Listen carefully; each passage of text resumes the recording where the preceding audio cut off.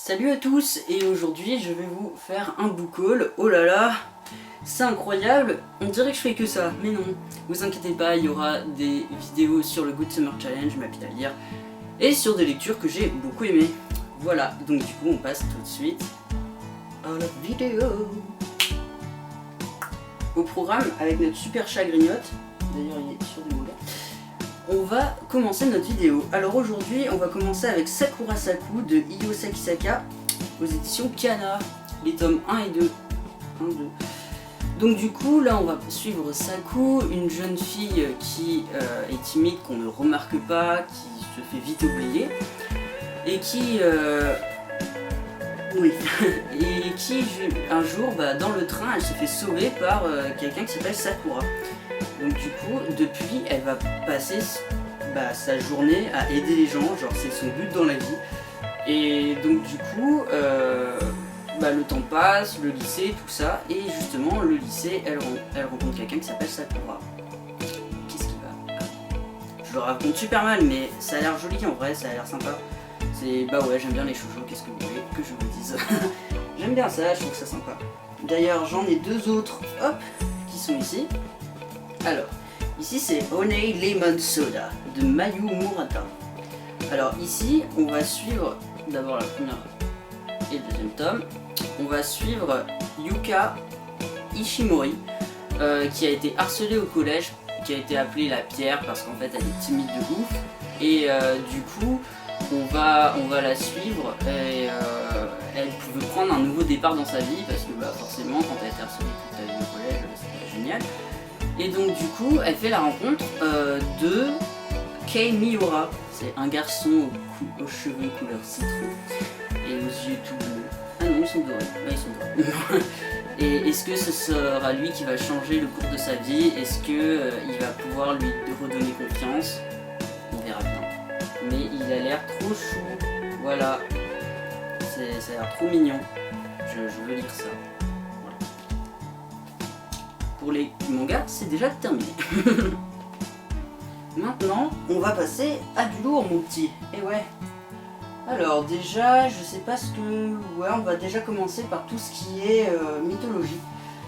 Alors, déjà par Perséphone, donc de Benjamin Carteret, un roman envoûtant et épique qui réinterprète le mythe de Perséphone. Voilà, un beau bébé, hein, quand même. Un beau bébé. Dans la monarchie divine, Corée, jeune déesse sans pouvoir, grandit à l'ombre de sa puissante famille, si loin de l'Olympe, auprès des mortels à qui sa mère Déméter enseigne l'agriculture, que son pouvoir se révèle enfin. Corée devient printemps, feu de terre, et l'héritière d'une lignée de déesses gardiennes de l'ordre ancestral. Mais aux prémices de ces changements, Corée se fait enlever et devient captive dans le royaume des morts. Tandis que l'amour est clos dans les ténèbres, sur terre, l'hiver de Déméter endeuillé succède pour la première fois au printemps. La famine qu'elle libère menace la race des hommes, et par là celle des dieux. Pourtant, la mère cherche sa fille perdue, mais Corée n'existe plus. Dans le cœur de terre n'est Perséphone. J'ai pas tout compris ce que je viens de dire, mais ça a l'air vachement sympa. Voilà. Donc là, on est sur un beau bébé. J'ai hâte de le lire, mais après, j'ai aucun challenge qui va avec. Donc ouais, je lis par challenge, exactement. Donc je vais voir quand est-ce que je vais lire, mais ça a l'air vachement sympa. Donc voilà. Et ensuite, on va continuer avec Psyché et Eros, donc le mythe de Psyché et Eros par Luna McNamara, aux éditions Hauteville. Ah oui, là c'était les éditions Charleston. Alors, impétueuse depuis son plus jeune âge, Psyché, princesse de Mycène, s'apprête à embrasser sa destinée. Mais sa beauté légendaire suscite la jalousie d'Aphrodite, et la déesse envoie Eros lui jeter une malédiction d'amour fatal. Qui en est victime et condamné à aimer éperdument et à perdre à tout jamais l'objet de son désir si leurs regards se croisent. Lorsqu'il se pique à la flèche promise à Psyché, Eros est pris au piège. Fou de passion et ne pouvant vivre sans elle, il l'emmène dans son palais. Au fil des jours, Psyché tombe sous le charme de ce dieu que le sort lui interdit de contempler. Or la tentation est si forte qu'elle commet l'irréparable. Les deux amants devront alors relever tous les défis pour briser la malédiction quitte à descendre aux enfers. Voilà, mais ça a l'air vachement bien aussi. En plus, c'est un livre, un roman choral. Je sais pas comment dire, mais c'est un livre choral. Genre, il y a plusieurs points de vue, donc j'imagine il y a Psyché et Eros. C'est pas logique. Donc voilà, et le petit dernier, c'est Les Invaincus de Nathalie Haynes aux éditions J'ai lu. 3 vit ses derniers jours alors que la cité est la proie aux flammes. Une voix s'élève pour chanter l'histoire des femmes, celle des Troyennes, telles Andromaque, Hélène et Cassandre, dont le sort repose désormais entre les mains de leur ennemi. Celle des Grecques, comme Pénélope, condamnée à attendre le retour d'Ulysse, ou Iphigénie, sacrifiée par son père pour des vents favorables. Celle des déesses Héra, Athéna et Aphrodite, dont la vanité a plongé le monde dans le chaos, mais aussi celle des femmes oubliées, reléguées dans l'ombre par les anciennes légendes, Créus, Éone, l'Amazone Penthésilée et bien d'autres.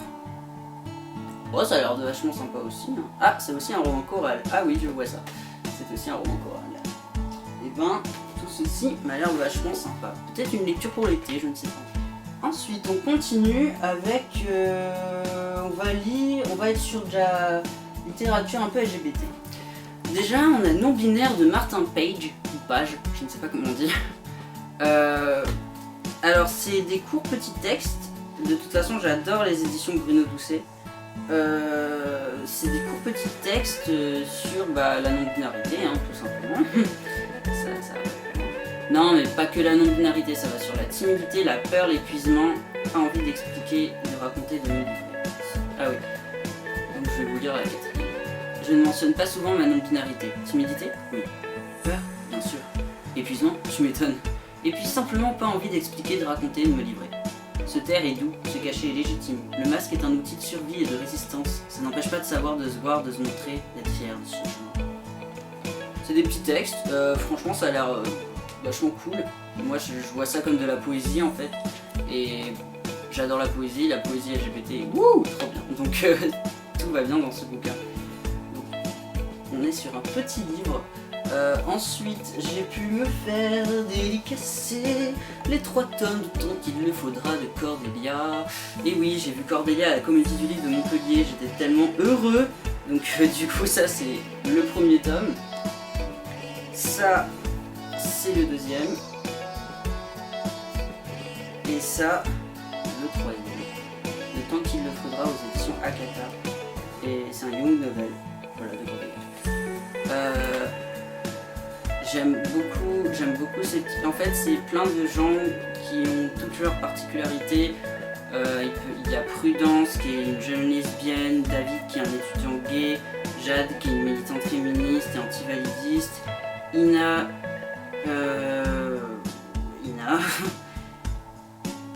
Ils veulent essayer de s'entendre pour publier Omag, c'est une revue LGBT, donc ils sont tous dans ce truc-là. Mais il y a l'amour, les études, le travail, les autres réalités du quotidien. La vie n'est pas toujours simple pour celles et ceux qui ne rentrent pas dans le moule d'une société trop formatée. Suivez leur vie, leurs errances, leurs luttes, durant toute une année scolaire à travers un récit choral aussi ambitieux que stimulant. Voilà, donc il y a les 3 tomes, c'est bon. Et donc du coup j'ai des super petites dédicaces. Attention. Pour Jérémy, je suis heureuse de savoir que cette lecture t'a plu. T'es plu. Bah oui, forcément. Vu que je les ai déjà lus, j'étais trop content. Ensuite, pour Jérémy, en souvenir de la Comédie du Livre 2024, merci pour ton soutien. Merci à toi Cordélia, merci à toi. Et ensuite, pour Jérémy, merci pour ta venue, je te souhaite plein de belles lectures dans le futur. Voilà, oh, en plus ça rime. Voilà, donc ça c'est mes 3 gros chouchous. Je suis très contente de les avoir. Oui, je voudrais faire ça. Et le dernier, c'est une auto-édition, c'est l'intégrale de Je suis une poupée gigogne d'Harmonia Lemaître, qui est une écrivaine sétoise, donc du coup qui habite juste à côté de chez moi, et enfin pas très loin. Et en fait, moi j'ai voulu lire son livre parce que ça m'intriguait, parce que c'est un récit sur la transidentité, sur sa transidentité. Et donc du coup, je suis allée les voir quand ils montraient leurs livres. Ils font ça tous les mercredis et non, tous les jeudis, pardon. Ils font ça tous les jeudis juste à côté de la place de chez moi et j'ai voulu donner un coup de pouce et juste lire en fait, j'avais envie. Donc du coup, Harmonia forcément, qui est née dans un corps qui n'est pas le sien. Donc du coup, elle a du mal avec la société, avec le carcan de sa vie et tout à changer. Mais à 50 ans, sa vie bascule. Elle débute sa transition. Voilà. Alors, dans le premier tome, elle nous parle des péripéties de son parcours. Dans le second tome, elle raconte le harcèlement et les manipulations qu'elle a subies au cours de son enfance et pendant sa carrière professionnelle, son service militaire et ses déboires lors de ses engagements politiques et syndicaux. Elle aborde des problématiques passionnantes, l'acceptation de son passé d'homme, la recherche de sa sœur, le deuil périnatal de sa mère, la trahison des organisations dans lesquelles elle milita pendant des décennies, ses relations avec son ex-compagne, la rupture avec son fils, l'amitié, l'inclusion, l'esthétique et la foi. Voilà. Le gros bouquin. Aussi une dédicace. Voilà. Je suis super content en fait parce que j'ai beaucoup de lectures dans ce genre et je ne demande que ça, je ne demande qu'à m'informer et en fait pas que m'informer, juste retrouver des lectures qui sont un peu comme moi. Voilà. On passe à une autre branche. Cette fois, on va passer au classique. Alors, j'arrive pas à déterminer ce qui est classique, ce qui est pas classique, mais si en fait, je suis pas trop con non plus. On va lire ça, enfin on va voir ça et on va voir ce qui est classique. Alors déjà, bien évidemment, on a Les Misérables, le tome 1 de Victor Hugo, aux éditions GF. Ouais, GF, de Flammarion. Je vais pas vous raconter ce que c'est que Les Misérables, hein. Voilà, Jean Valjean, Cosette, tout ça, on sait tous. J'ai pris le tome 1 parce qu'en réalité, moi, je l'ai lu quand j'étais au collège. Donc comment vous dire que j'avais rien compris. J'ai vu les films qui m'ont... la série. Je sais pas, mais j'ai vu quelque chose à la télé qui du coup était sur Les Misérables et que j'ai adoré, où il y a Gérard Depardieu en même temps que Jean Valjean. Même si Gérard Depardieu quoi. Mais je peux pas nier qu'il jouait beaucoup trop bien. Et donc du coup, là, on est sur un bon gros tome, une bonne grosse brique du tome 1 des Misérables. C'est pas le plus gros, je crois que le plus gros c'est le tome 3, parce que le tome 2 il est plus petit. Mais enfin voilà, je crois qu'il y a presque 1000 pages. Attendez. 979, 984 pages. On est sur un beau bébé. Donc voilà, j'avais juste envie de lire ça parce que je voulais le relire en fait et juste vraiment m'initier dedans parce que j'aime beaucoup trop Les Misérables. Ensuite, bien évidemment, j'arrête pas de dire bien évidemment, mais il n'y a que moi qui trouve ça logique en fait. J'ai été totalement séduit par Sylvia Plath,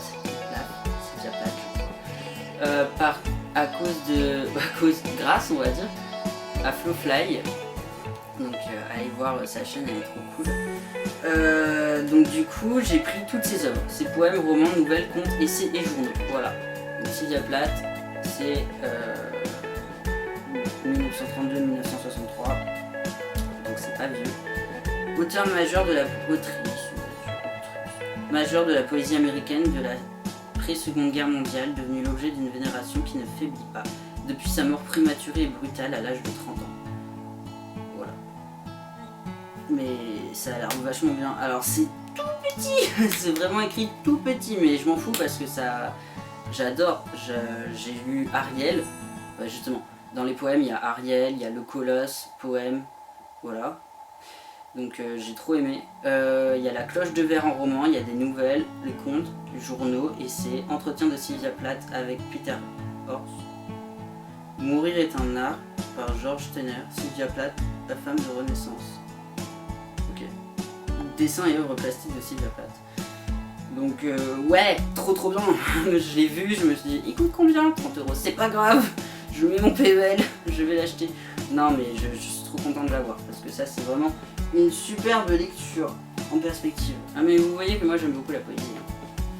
Et ensuite, j'ai jamais lu Proust.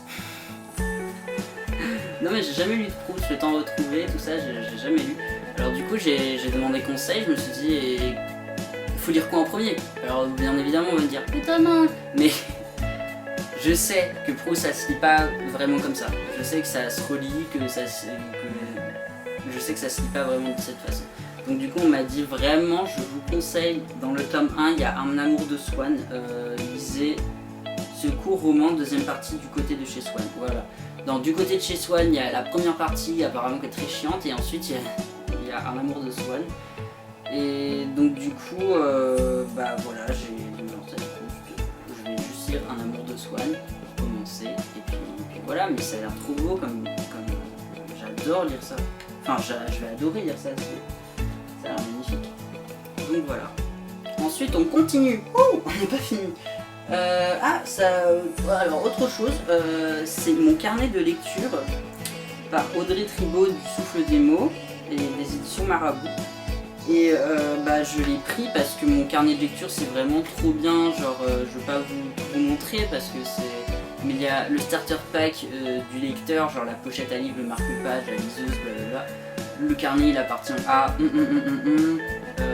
la pile à lire, la wishlist, les livres empruntés, les livres à offrir, les challenges, les trackers mensuels, nombre de livres lus, nombre de pages lues, tracker par catégorie de lecture, mes séries de livres, mes crushs sur le niveau des bouquins, mon livre de l'année et qu'est-ce que j'ai lu, enfin trop bien quoi, les citations aussi, voilà, je crois que j'en ai déjà mis une en plus. La littérature est la preuve que la vie ne suffit pas de Fernando Pessoa. Attention. Non mais ça a l'air trop bien. Genre franchement, tous les jours je regarde un petit peu et tout, juste pour noter le nombre de pages lues des fois, hein, c'est tout. Hein. Mais j'adore, c'est trop cool. Je trouve ça trop mignon, je trouve ça vachement bien.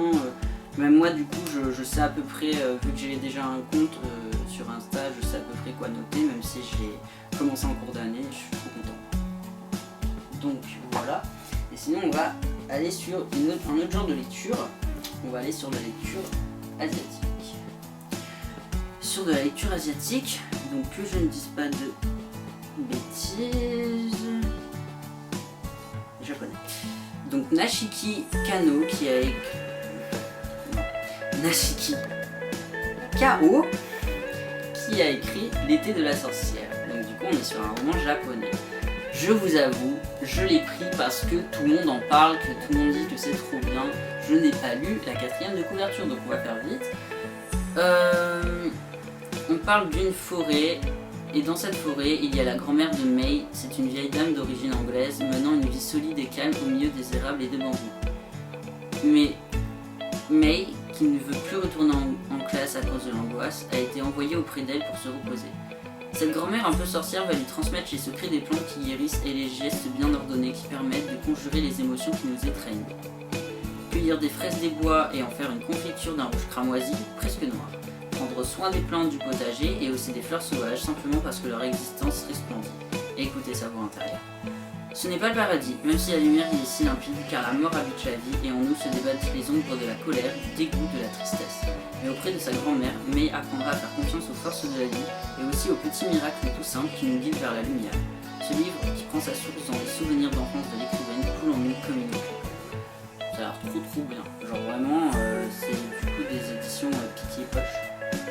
À chaque fois, moi j'ai l'impression de voir une montagne, mais en fait non, c'est pas une montagne. Genre là, une montagne, mais c'est pas une montagne, c'est quelqu'un qui est dans une couverture et qui ça n'a aucun sens. Et ça a l'air de s'y vachement vite parce que c'est pas écrit trop petit, c'est tranquille, ça fait quoi, 220 pages, vachement bien. Et puis c'est trop joli, la couverture elle est trop belle, j'adore, franchement, trop joli. Donc voilà.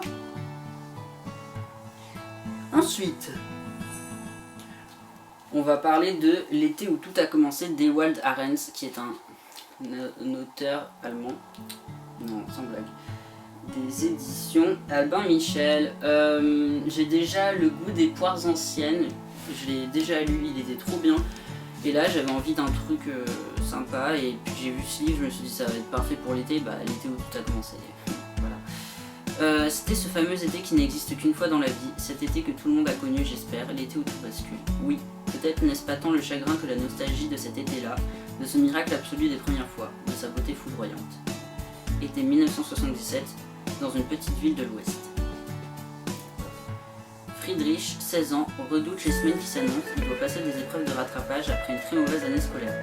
Pas de vacances en famille pour lui, il révisera chez son grand-père, un homme sévère. Heureusement, il y a Alma, Johan et Beate, la fille de la piscine, en maillot de bain vert bouteille. Friedrich va tout découvrir en même temps, l'amour et la mort, l'amitié, la peur, le respect et la confiance. Jamais il n'oubliera cet été-là. Ça a l'air trop bien et je sais pas pourquoi, mais vraiment je sais pas pourquoi, ça me fait beaucoup penser à Été 85 d'Edan Chambers. Est-ce que c'était Edan Chambers? Oui, je crois. Ah, c'était trop bien ce film. Et le film aussi est très bien. Donc voilà, je sais pas, mais ça a l'air vachement cool. Puis en plus, j'ai adoré le goût des ports anciennes. C'était super joli. C'était avec une grand-mère et une jeune fille qui se rencontrent comme ça en fait. Et on voit leur vie, on voit la vie s'écouler en fait. Et c'est super bien. Et le quotidien.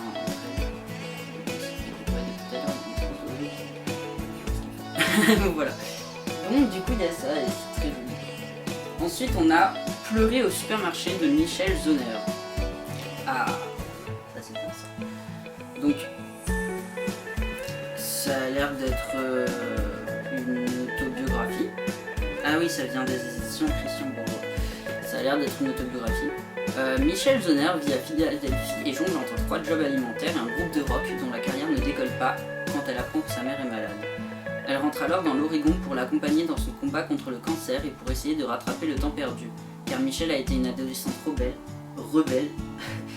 elle a peut-être été trop belle, hein, je ne sais pas, ne se sentant jamais à la bonne place et fuyant cette figure maternelle qui incarne l'exigence, mais aussi la culture coréenne si proche et si lointaine, le souvenir des étés passés dans le pays natal de sa mère et celui de la passion avec laquelle cette dernière cuisinait et mangeait vont aider Michel à surmonter son chagrin, à trouver un chemin vers l'apaisement. Voilà, donc là elle parle du deuil de sa mère, tout ça. Bon bah là, déjà, voilà, c'est parce que je l'ai vu, parce que je me suis dit, allez, ça a l'air d'être un beau petit bouquin, pourquoi ne pas le lire. Donc je l'ai trouvé et je l'ai pris. Voilà. La suite. Ensuite, il y a Fête chez Oki de Dany Laferrière, de l'Académie française, des éditions Zulma. Alors, déjà les éditions Zulma j'adore, c'est un tout petit livre en plus, il a l'air trop bien. Et puis je crois que ça parle d'érotisme, enfin j'ai pas tout compris mais... Ah bah voilà, je ne m'intéresse qu'aux clichés, le premier cliché sur le Japon c'est l'érotisme, le deuxième la bombe atomique. Oki, photographe de mode, est japonaise, implosive, radioactive. Elle fait l'amour 72 heures d'affilée, avant de s'éclipser en laissant son loft à l'écrivain. Bien décidé à ne pas quitter le futon, le voilà plongé dans Mishima, Tanizaki, Basho et le Kama Sutra. Mais quand il apprend la mort de Rita Hayworth, effigie bien malgré elle d'une des premières bombes à Hiroshima, parce qu'il y a un page dans Hiroshima, c'est la déflagration. Alors l'écrivain dresse l'inventaire des corps, des visages, des êtres et des choses. Il faut tout noter car tout est précieux et tout disparaîtra. Irrévérencieux, foisonnant et drôle. Bah écoute, c'est drôle. Non mais ça a l'air sympa en plus. Donc déjà j'ai trouvé la couverture très mignonne, donc je voulais voir. Et puis je me suis dit, ça parle de Japon, ça peut être sympa, enfin voilà. Et puis Fête chez Oki, j'aime bien Fête chez Oki, c'est joli. Je sais pas ce que ça donne, mais ça a l'air sympa.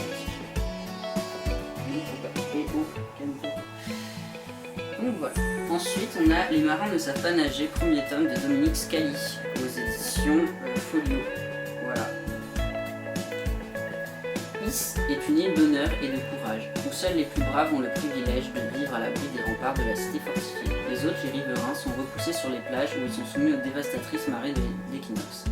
Parmi eux, une jeune orpheline du nom de Danae Poussin rêve d'exploits qui lui permettraient d'intégrer la cité prospère. Aux côtés de marins, de saleuses de morues, de contrebandières ou de duellistes, Danae découvre les cycles qui animent les mouvements de la mer comme ceux qui régissent le cœur des hommes. Oh, c'est beau. Bah voilà, encore une fois, Flowfly en a parlé, j'avais envie de le lire, tout simplement. Voilà, je suis trop influencé par Flowfly, hein. Floris franchement ça suffit. Et la dernière que j'ai trouvée c'était de Charlotte Clément. Charlotte Clément, j'ai déjà lu Si la vie te donne des citrons, fais-en une tarte meringuée et un truc avec les sirènes. La délicieuse imposture du chant de sirène. Et là c'est Et si l'herbe était vraiment plus verte à la campagne. J'ai vraiment un problème. Je sais pas parler. Et si l'herbe était vraiment plus verte à la campagne. Voilà, c'est bon. Bah juste ça a l'air d'être un petit livre d'été donc ça a l'air cool. Depuis que je suis en âge de faire des projets, je n'ai qu'une idée en tête, quitter le boulot. Lot-la-Grande, mon village natal. J'ai toujours su en mon fort intérieur, je suis une fille de la ville. On peut dire à presque 30 ans que mon objectif est atteint. J'ai un job que j'adore à Paris, mon petit ami Nathan, le père de mes futurs enfants, même si lui il meurt encore, et ma meilleure amie Marion qui habite à quelques pas de chez moi, ma vie rêvée. Ça c'était jusqu'à cet appel de Lucille, ma grand-mère adorée. Elle s'est fracturée le poignet et m'a appelé à l'aide. Comment aurais-je pu refuser? Petit détail non des moindres, elle habite à Bourlotte. Ici, impossible de faire un pas sans que la moitié du village soit au courant, et comme les choses peuvent toujours être prises, pire, je me retrouve face à mon ex, meilleur ami avec qui je suis en froid, polaire, depuis 15 ans. Voilà, et ça a l'air vachement mignon. Je sais pas ce que j'ai à trouver toutes mes lectures mignonnes, mais voilà. Donc j'ai déjà lu Le délicieuse imposture du chant des sirènes, que j'ai bien aimé, puis La vie avec les citrons, la lettre marée. J'ai trouvé ça sympa. Je me suis dit pourquoi pas ne pas lire. Voilà, donc c'était mon book haul des mois de avril-mai 2024. Et puis voilà quoi. J'espère que cette vidéo vous a plu et je vous tiens au courant avec de nouvelles vidéos très prochainement. Je vous fais des gros bisous, ciao.